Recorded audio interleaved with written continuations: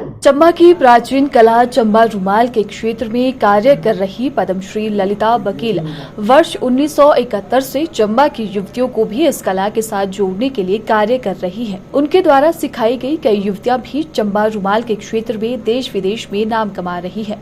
पद्मश्री ललिता वकील द्वारा विभिन्न सरकारी और गैर सरकारी योजनाओं के साथ जोड़ युवतियों को चंबा रुमाल की बारीकियों को सिखाया जा रहा है। अपनी उपलब्धियों के बारे में जानकारी देते हुए पद्मश्री ललिता वकील ने कहा कि अपने परिवार के सहयोग से वे आज इस मुकाम पर पहुंच पाई है और आज वह चंबा की युवतियों को भी इस कला की बारीकियों को सिखा रही है ताकि चंबा की इस कला को युवा पीढ़ी तक पहुंचाया जा सके। ये जो बच्ची मेरे पास आती है ना, मैंने ये काम बड़े पहले शुरू किया था, जब मैं छोटी थी, मतलब 71 की बात है, तभी से शुरू किया था मैंने ना, क्योंकि उस वक्त जो मैंने देखा इतनी गरीबी थी, बच्चे कुछ कर नहीं रहे हैं, लेडीज कुछ कर नहीं रही हैं, फ्री में बैठती हैं ऐसे।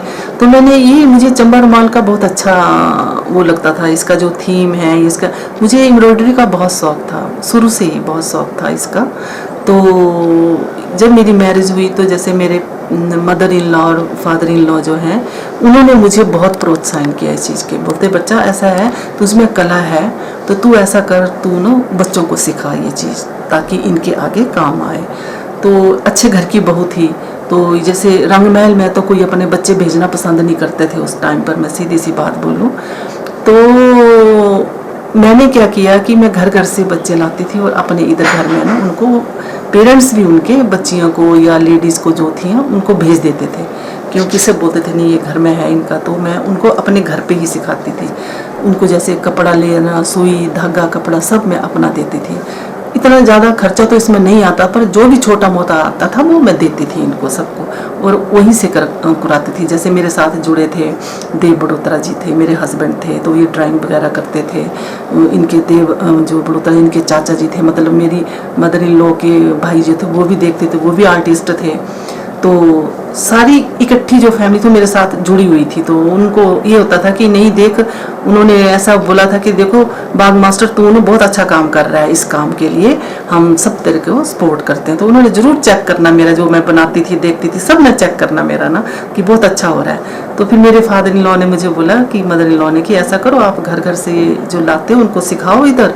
तो मैं उन्हीं से ये शुरू किया था मैंने। फिर मैं क्या करती थी, जैसे 25-30 बच्चे इकट्ठे हो गए तो मैं जैसे डिप्टी कमिश्नर के पास जाती थी, उस टाइम पर GMI इंडस्ट्री डिपार्टमेंट ऊपर रंग महल में ही होता था, तो उनसे स्पॉन्सर करवाती थी बच्चों को, ताकि इन बच्चों को जो सीखने आती हैं 15 या 20 रुपए पर मंथ उनको स्कॉलरशिप मिलता था। तो उनके लिए ये भी उस टाइम पर बड़ा होता था। देखो उस टाइम पर 240 ग्राम गोल्ड आता था, 240 रुपये का, 240 रुपये का 10 ग्राम गोल्ड आता था। तो आप सोचो कितना गरीब वो था, टाइम था वैसा।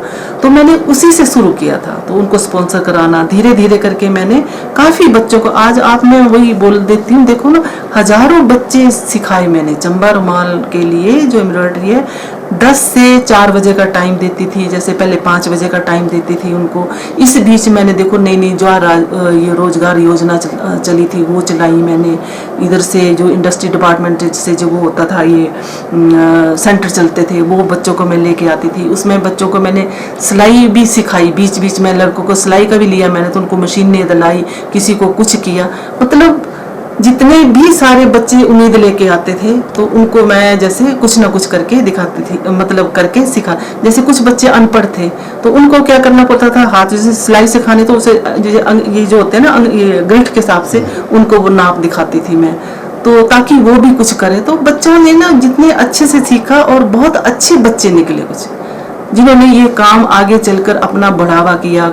जैसे ले लेते हैं सभी, चंबा रुमाल तो काफ़ी चलता है, एक एक रुमाल तो सभी ले लेते हैं, 2000 का, 3000 का, 10,000 का, जितना जो है आजकल तो काफ़ी वो हो रहा है। देखो जितना आप क्वालिटी वर्क करोगे तो उसमें जितनी जान डालेगी उसी के हिसाब से वो बिकेगा जी। तो इस हिसाब से मैंने ये सारा जो सेंटर थे ना वो शुरू किए। आज भी आ रही हैं देखो, पर आज मैंने टाइम कम कर दिया है।